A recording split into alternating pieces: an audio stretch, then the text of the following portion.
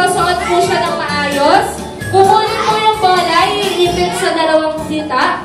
And tatakbo po, lalakad.